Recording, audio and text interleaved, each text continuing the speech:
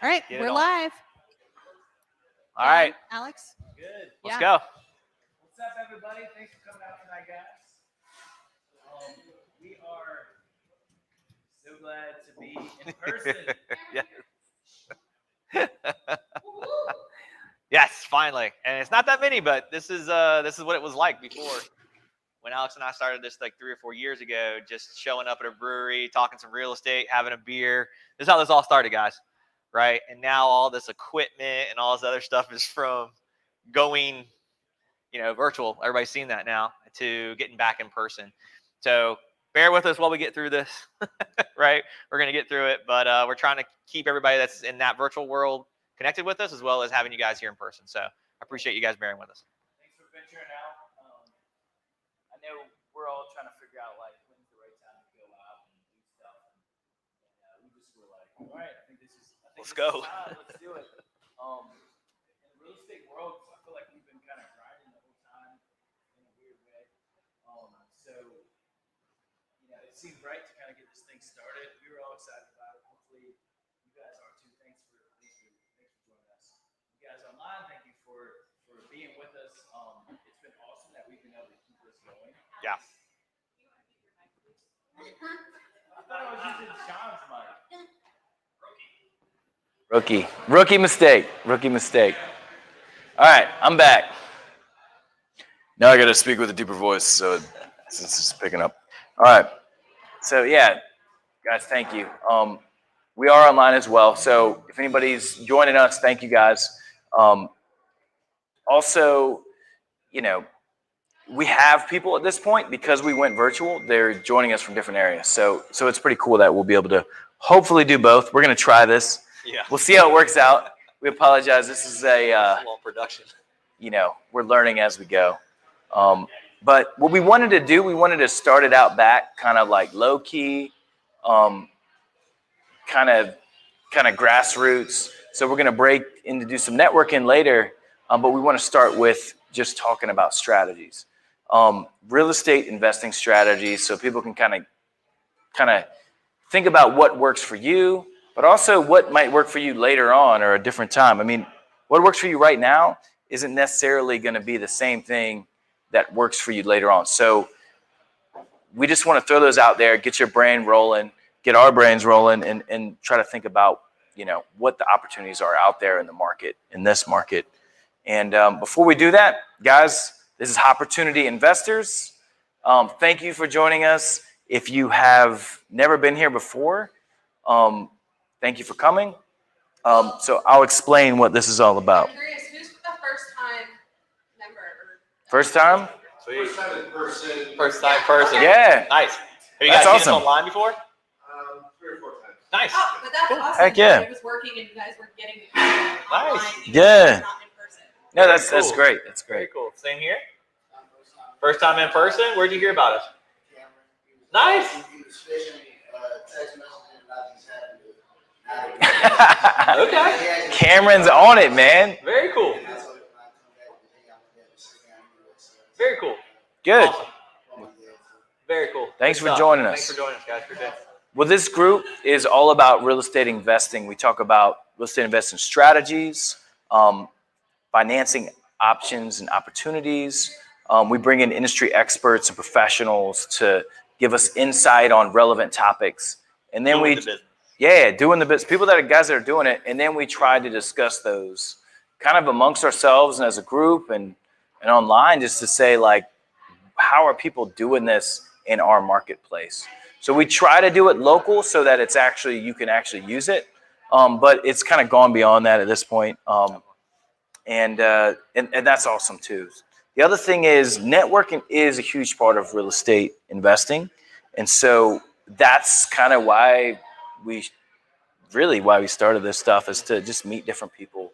You're building teams. Really, if you want to be successful in real estate, you're going to end up needing to surround yourself with different people that can help you out along the way, whether it's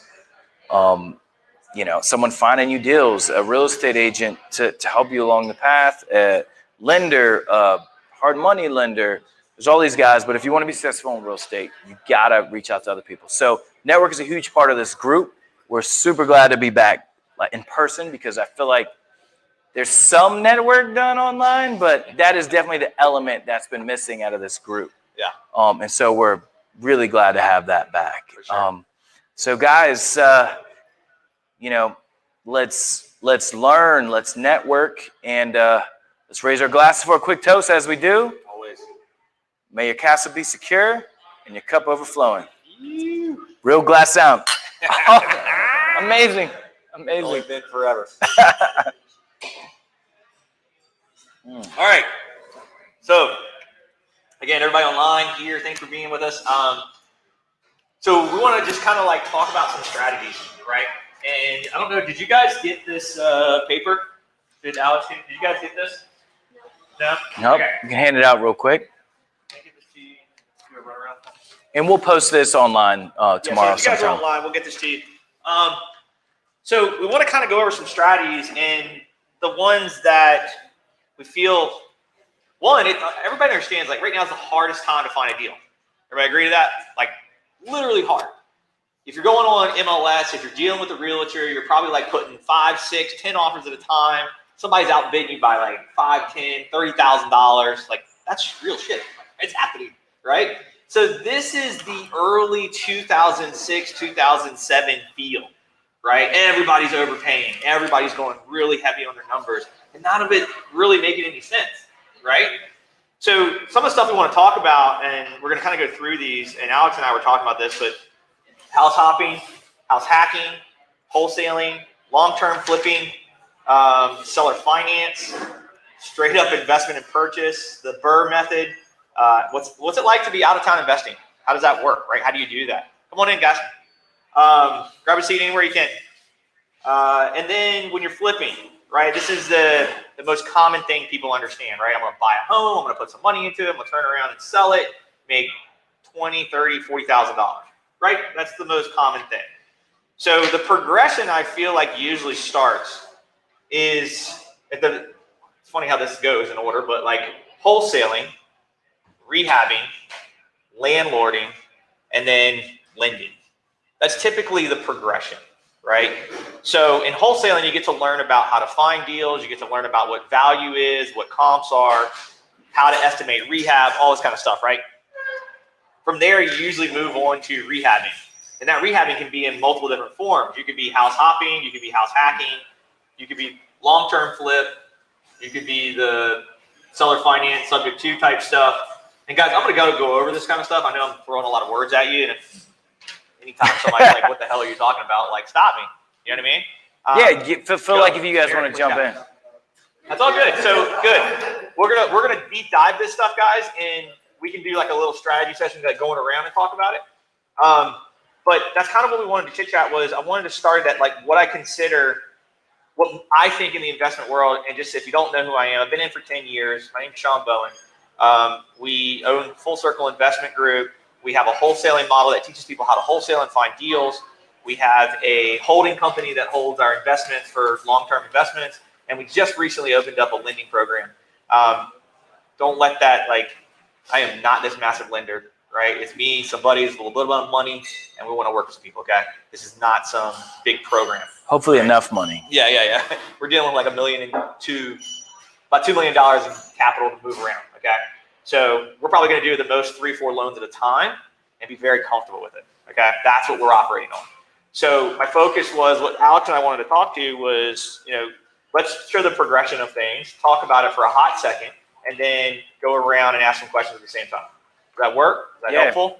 Okay, that's what we're going to try to do with you guys. I think the thing is, like, there's a million ways to do real estate. And so when we kind of made this little sheet, and it was actually a lot prettier before, but I couldn't figure out how to print it in its pretty form. So we did like the Word doc. You can read it. It works. The idea was like, there's a million ways to do this. What works for you? And that's going to change continually, but think about what right now is going to work for you. Yeah. What's cool is Sean and I are like from completely different schools. Like Sean came up wholesaling. Well, you came up as a contractor, right? So he came up as a contractor and then wholesaling and then flipping probably and then holding and then and then lending. money. Yeah. So I came up as like accidental landlord was my first thing. I bought a house and was like, oh crap, what am I gonna do?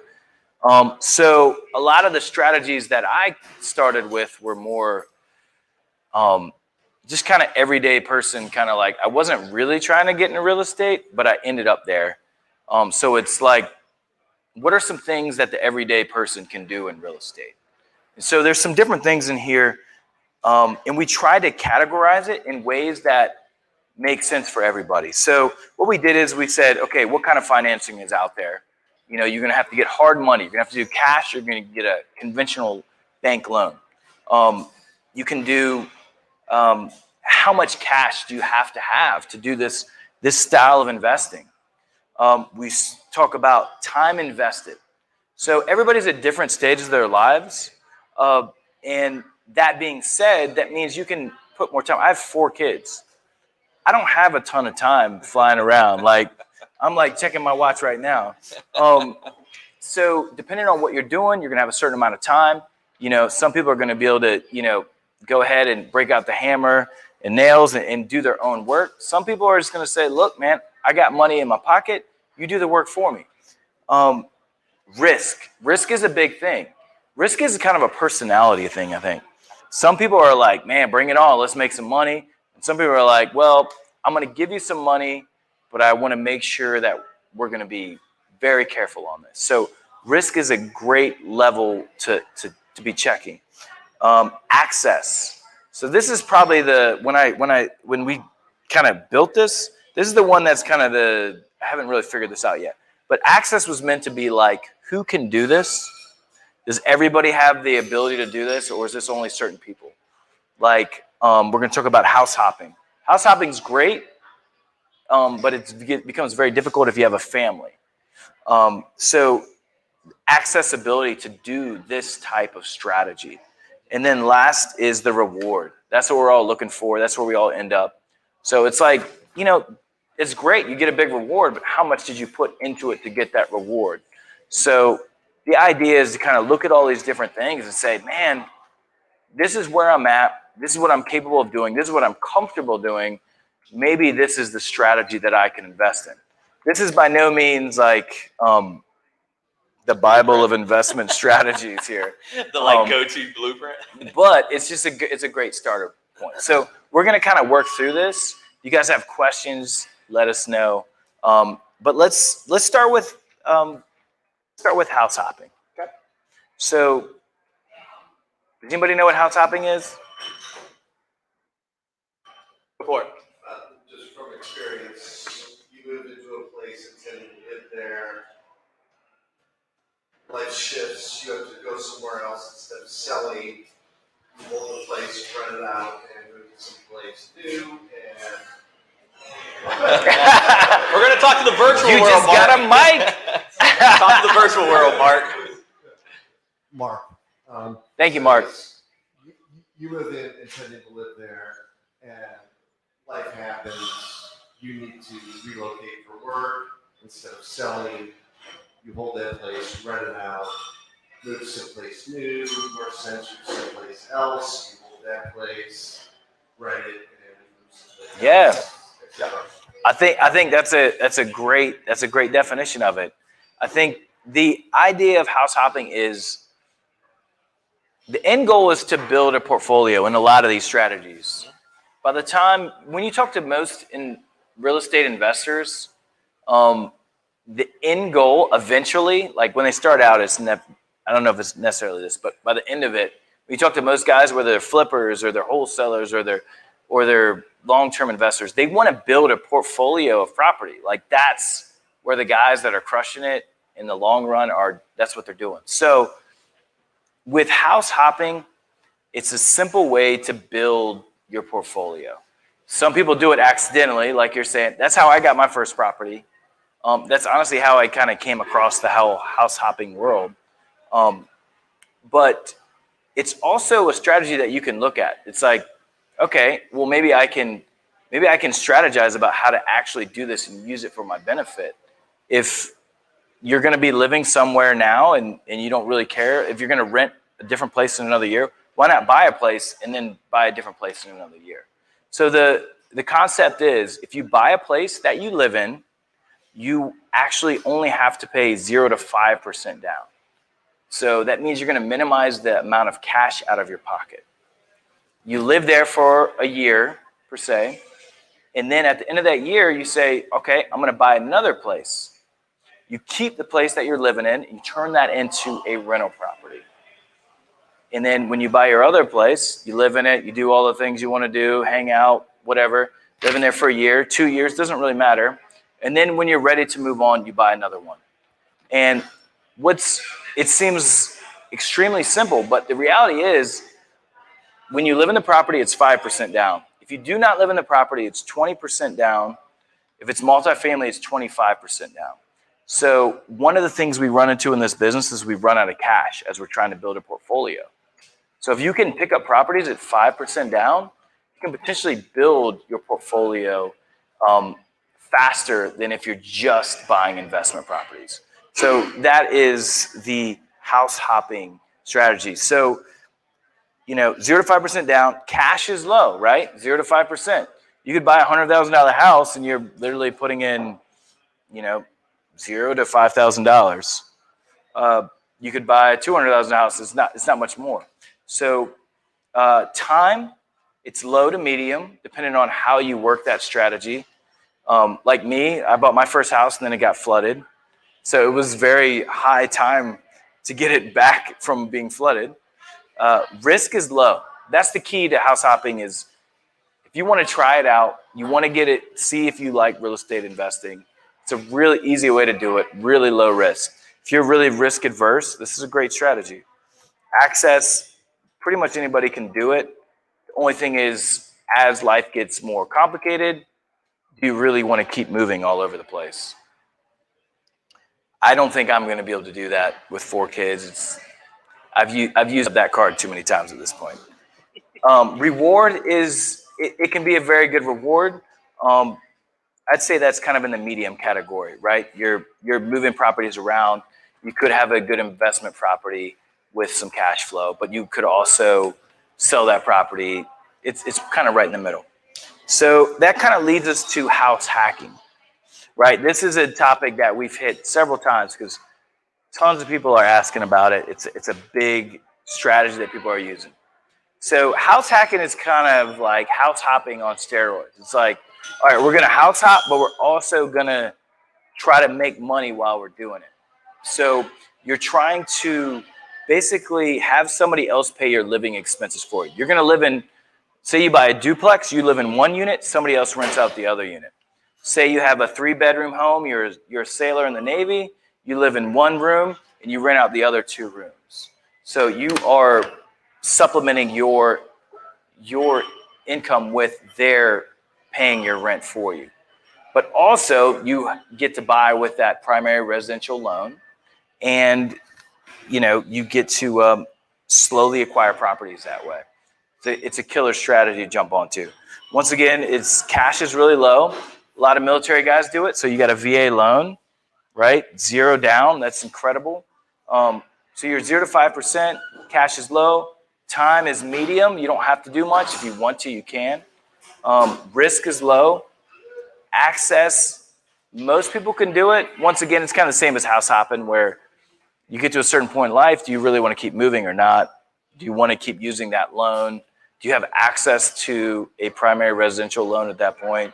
And the reward is pretty medium. So you can get good reward. You can build your portfolio, but you're not necessarily making a ton of money. All right, so now we've got wholesaling. John, did you get hired by Ashley over here? We got the cue, like, hey, hurry up. I know Ashley's behind me. I'm like, where's my mirror? Usually Ashley's in front of us in the background telling us, like, hurry up. Okay. So, wholesaling. This is something that I've been doing for years, guys. Our team has been doing this for a long time. Anybody familiar with wholesaling? Know what it is? Yes? No? I've heard of it. Heard of it? Okay, cool. Cam's heard of it. It's a thing. Eric, heard of it? Yeah? Okay. So this is a thing that's just been really pushed really hard lately, right? It's like, no credit, no money. Go out and do it for next to nothing and make $10,000. Okay, that's all bullshit. Let's get that out of the way. So what is real is that the into it is a lot lower risk than it is to go in, buy a home, get a loan on it, rehab it, not have any clue what you're doing, and then maybe make some money. Kind of like how that goes, right? You hope and pray. Like that. So like you're crossing your fingers like I might make some money. No, we want to make money. Right, That's the... So it's like it's a risky business, right? Now let's talk about wholesaling. Wholesaling is your time, right? You are trying to find motivated sellers. You're trying to talk to people that want to sell their homes.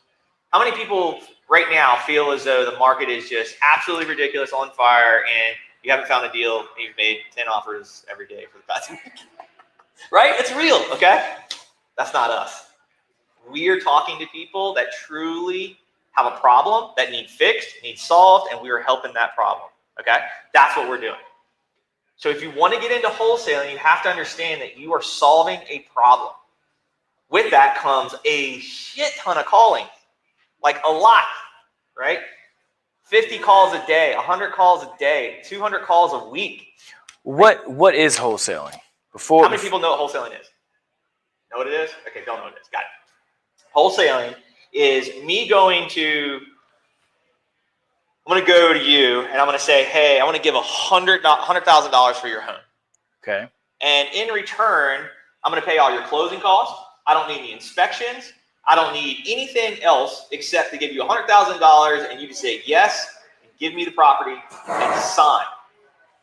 I then take the rights of that paper and I go to another buyer, right, that says, hey, I want to pay you $110,000 for this property. Everybody tracking with me? So I now transfer my rights, what's called assignment of contract. And now at closing, I make $10,000 on the HUD for selling that piece of paper. Everybody pretty simple, right? As simplistic as that is, that's not as simple as it goes down. Okay. Nothing's simple. Wholesaling is literally taking a piece of paper and selling its rights to another person, and you stepping out of the way for that money in exchange. Does that kind of break it down for you? You're the middleman. Yeah, you are the middleman. You are literally, and I like to say it this way because wholesaling, from the outside perspective, a lot of people look at it as the lowest part of the totem pole. I think it's total opposite. I think you're in the highest position. And here's why. I'm the one that has the deal. I'm the one that has the property. We are the company that has what you want, right? So in today's market, that is what? Value. Value creates opportunity.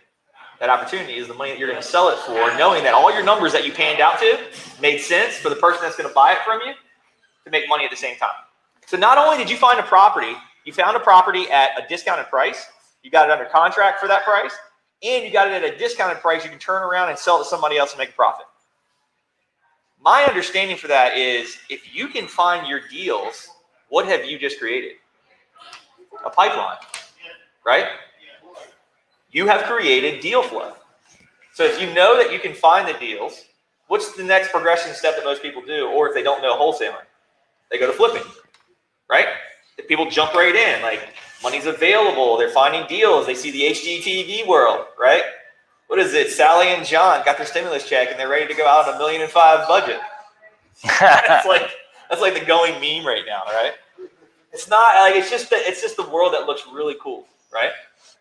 So wholesaling is literally going out, finding a property, getting it at a discounted rate, turn around and selling a piece of paper for a profit. Cool. That's a simplicity of wholesaling. Okay. I think it's a part of the market that's appreciated on a lot of different levels. Whether you're a real estate agent, whether you're a flipper, the reality is you need deals. So, wholesaling is a great way to get in, and then also the reward can be very high depending on how you work the deal. Yep. But I think the reality is, like he was saying, time. Tons.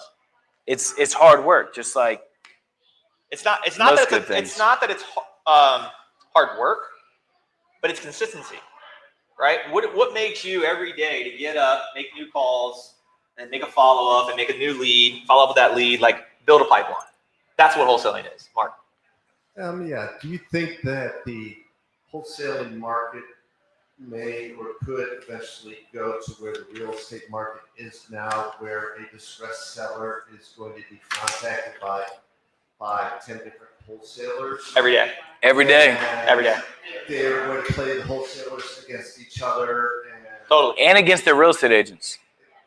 That's like us right here. We're about to fight each other. Get above offer price. Yep. Yeah. Totally. And that's a Sure. killer statement. Here's why. At the end of the day, is it the wholesaler that's getting it under the correct number? Because if he's not selling the deal.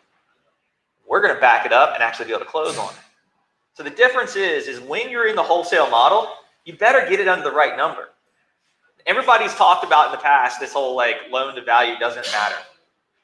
That's interesting because the lender that comes to you says, I'm not lending to you for more than 75, 70% loan to value, right? And if you want more, you got to bring more cash to the table.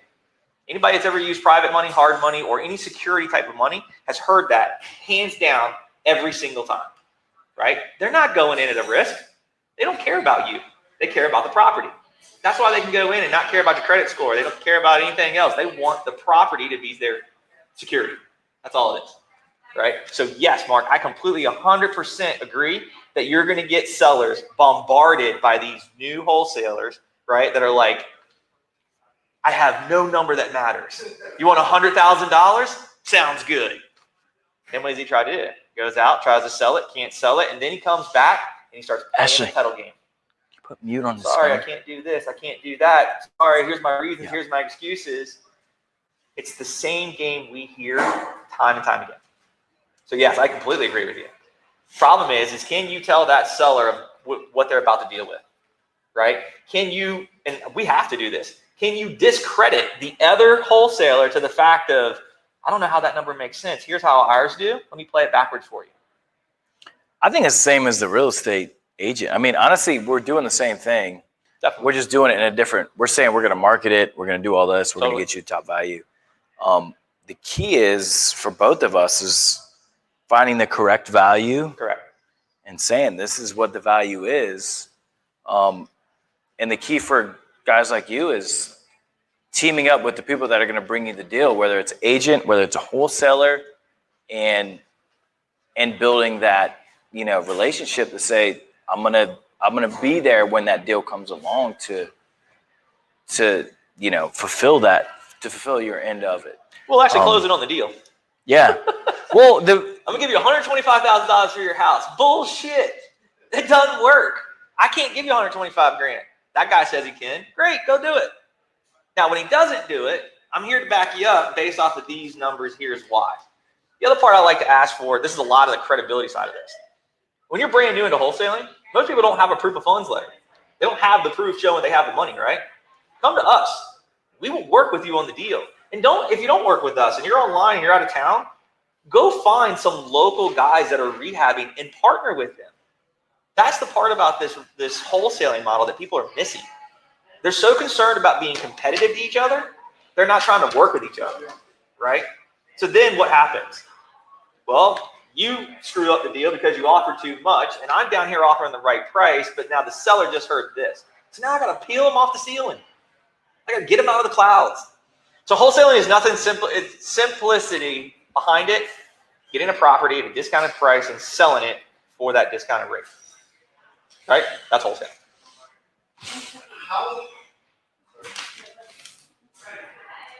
So I'm confused about these people who are making offers that they can't fulfill as wholesalers. Totally. They're not. They're there. Legal liability there? Not at all. No. No. Here's why. So in this world, it's very loosey-goosey, which is very unfortunate because most sellers are not looking at the legal doc, which is the purchase and sale agreement, right? And there are so many clauses in those contracts that allow them to slide out that's their out, right? So they're okay with offering a number because maybe they went to a seminar, maybe they learned something online that said, hey, just write this in here and here's your out clause. That's their out. So legality behind it, and again, I'm not an attorney, this is my disclaimer, but That's their out. They can find it, say they'll offer more, and then they'll just beat them down until they get into the price they want.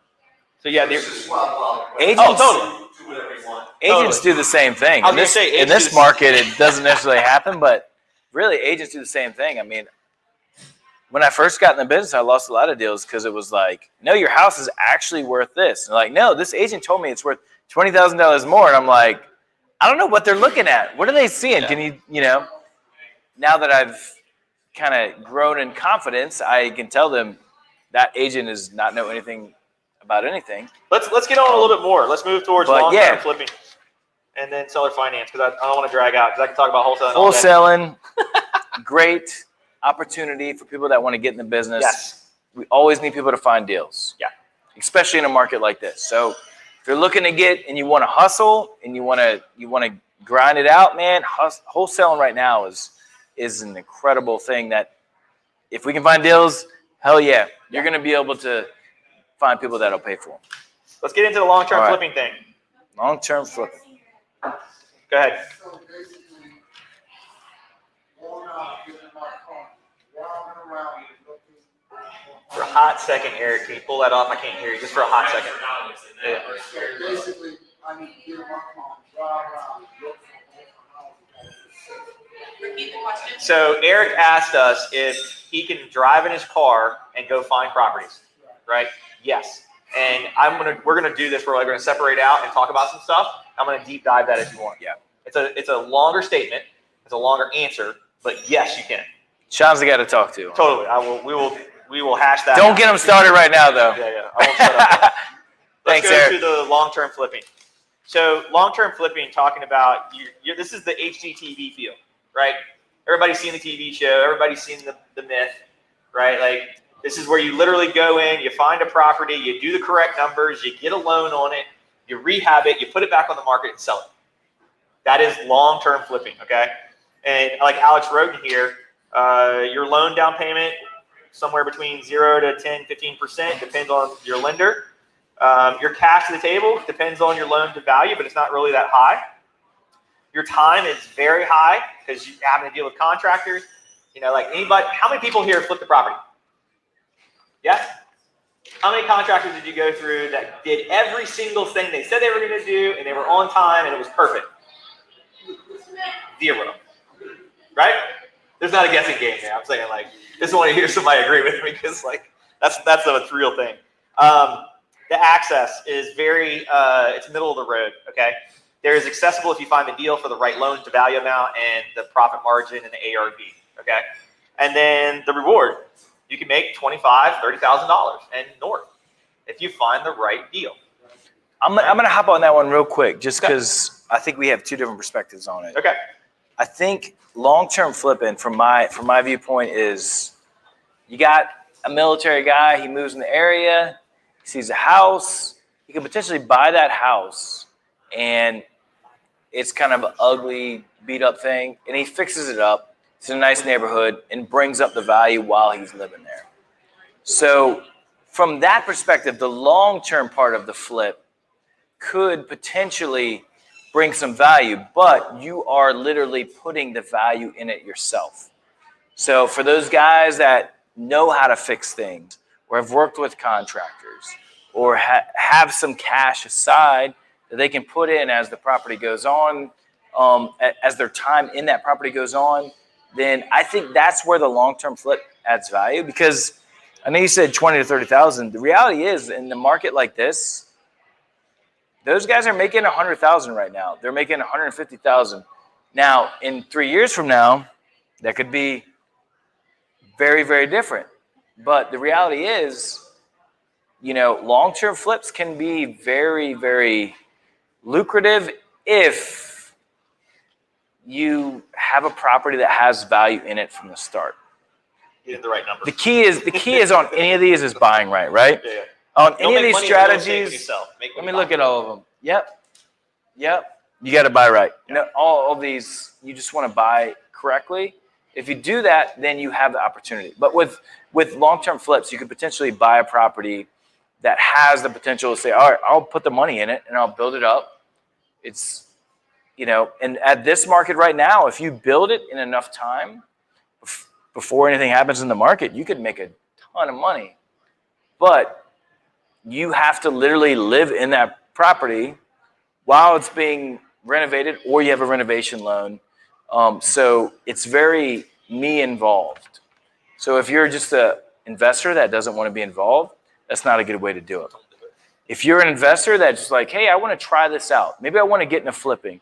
Maybe I want to get into these other real estate investing strategies. This is a killer way to do it where, guess what? Worst case scenario is you end up with a property. That is actually not that bad because eventually it's going to be worth something.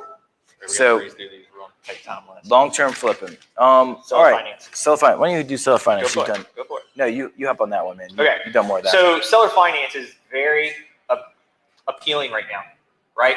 Market's really high. So if a seller comes to you and says, I need $150,000, and you're like, cool, property's only worth 90.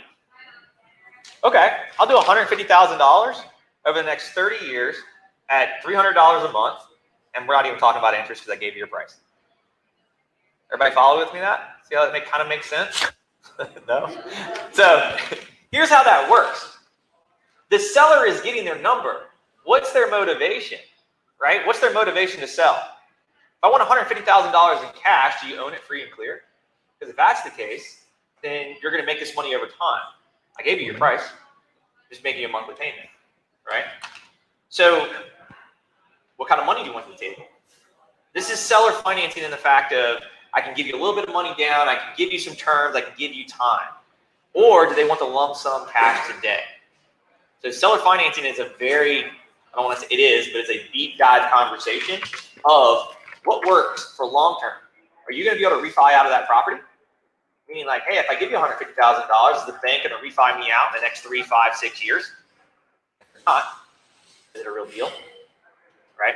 So seller finance can be really good and it can be really bad. You just got to balance it out, knowing your terms and knowing your numbers. Right? Has anybody bought anything on seller finance before? So we had one recently that we picked up last year where, and Cam, catch me up on the numbers on this because I don't remember this one exactly, but I think it was like $130,000, $110,000. It was like $100,000 at $110,000 for 4%, 5% over 30 years. Damn. Is that stupid? Or is that a good deal? Well, if it's a good deal, why would it be a good deal to you? Anybody can just spout off here for a hot second. We turned it into a rental. So our monthly payment to them was like less than maybe $700 a month. And I think, what do we have that at? $1,500? That's a good deal, right? So Cash flow, baby. I had no bank financing required. Had pretty much minimal down payment. We had very little rehab into it, right? The cash on cash return is what, north of 15%?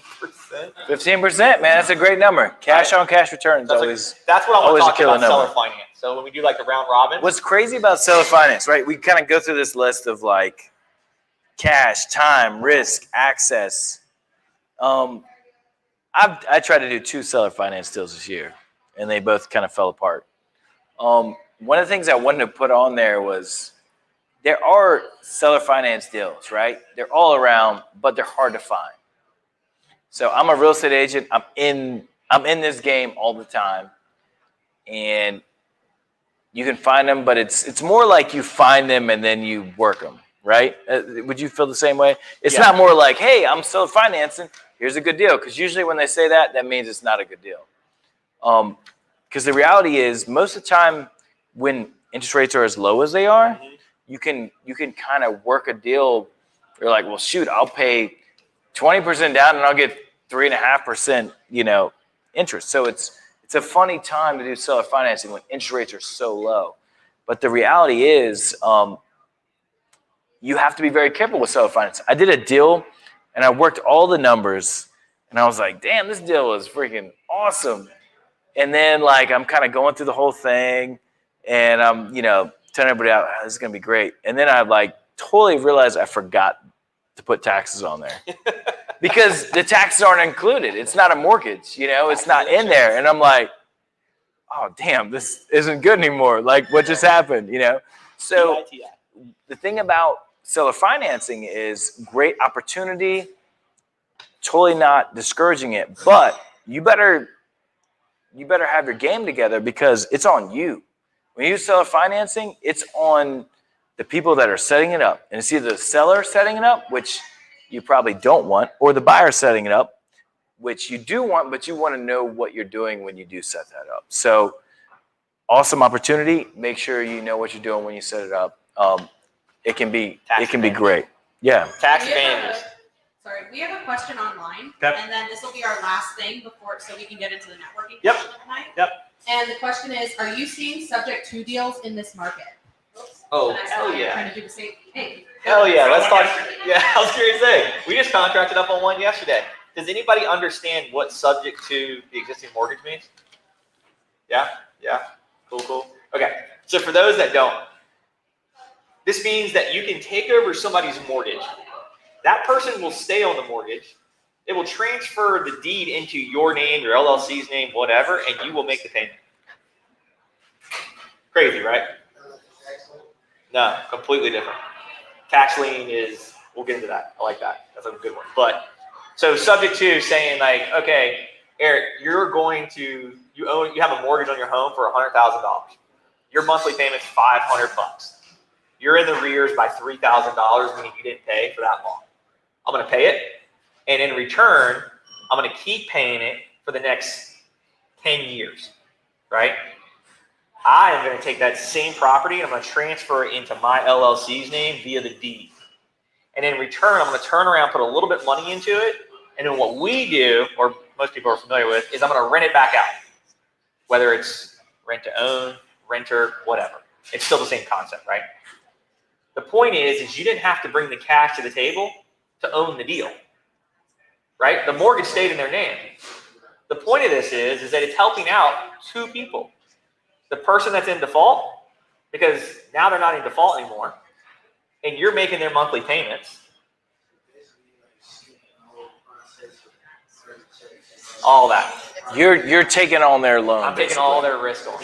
But what's cool from a buyer standpoint is now you just skip the first 10 months of paying all their interest. Now you're in like the grit and grind of it. So to go back to online and answer this question, yes, we are seeing a lot of sub-2 deals available. And here's why. Everybody's talking about this foreclosure windfall coming, right? Ain't happening. It's a long ways away. But what is happening is people are in default. And if you understand the difference between forbearance and deferment, there was the difference of, hey, we paused your payments for 6 months, and now you owe us all that plus this month, versus forbearance, they actually write the paperwork, extend your loan 3-6 months, right? This is a prime opportunity for you as an investor to be able to walk in with $50,000 in capital and catch up 3, 5, 6 properties that are behind in the rears, and now own those properties, and then turn around and put a rent-to-own tenant in it. Question. Right? Yeah, we're talking about some really creative stuff. Yeah, subject to is some cool stuff, but there is a lot along with it. So yeah, let's hop in on that later on. So I don't know. Hopefully this mic is working, but you guys can repeat it just in Yep. case. That's it for this portion. We're gonna sign off so that you guys who are here in person can do networking. Yes. But first, Sean and Alex, what are you guys drinking? Oh, game on. This is an IPA that Smartmouth has done for years, and it's really good. It's really good. It's Do you know what it's called? Yeah, Game On. It's called Smartmouth Game On IPA. All right, I'm Yeah, drinking really the Smartmouth. Dang it, it's a flower. What's the flower called? It's Is it back there? Safety first? Is it a safe flower? no, it's a flower. It's like a German flower. I can't think of it. I don't know. Lost me on that one. Dang it, it's a great sweeter IPA that Smartmouth does. It's delicious though. Nice. Anybody know what I'm talking about here? Please help me out. I'm struggling. There are a lot of flowers. You're on your own, man. Dang it. We figured out what comes I will post it tomorrow on Jacob's Facebook. going to go help you out. He's going to look on the board and see what flower there is for you. Jacob, come on, man. Come to my rescue. Yeah. Lotus, yes. Lotus. Bam. I thought that was a Thank you, Japanese Jacob. flower. That was like a Japanese All right. or Chinese. So it's the Lotus IPA. Someone said hibiscus. Delicious. Hibiscus. Hibiscus? I don't think hibiscus is hibiscus a Yeah, flower? flower. That is really. It sounds like a stout or something. Hibiscus. All right. Thank you, everyone that's watching online. Sean and Alex, any very quick last words for them? Thank you so much for joining us here. We appreciate you guys sticking with us through all of this, and we're gonna have all this set up, getting going better online for you guys. This is something that we're working through because it's new to Alex and I and our team. As you've heard from Ashley and Vanessa and Luna, Cam and all the rest of our team, they all help us do this. So this wouldn't be possible without them. We will have this up and running. We will make it more fluent. It will be better, but bear with us while we do that because this is what we originally knew. So we know how to do this, and now we've done this virtual world. So Now we're combining it all. yeah. Now we're trying to make it. This is going to be available tomorrow on the Facebook page. Yep. Once again, always we say post questions, ideas, thoughts on Facebook page for all of us. Yeah. Honestly, it's really the benefit of everybody here. Like we Totally. want to grow in our ability to understand real estate investing and different strategies and everything. So you guys are just as a part of what we want to do and we want to understand. So please take part in that. Yes. Thank you for joining us, and See you next Godspeed. Peace. Later. For those of you that are here in person, so we've got a couple of options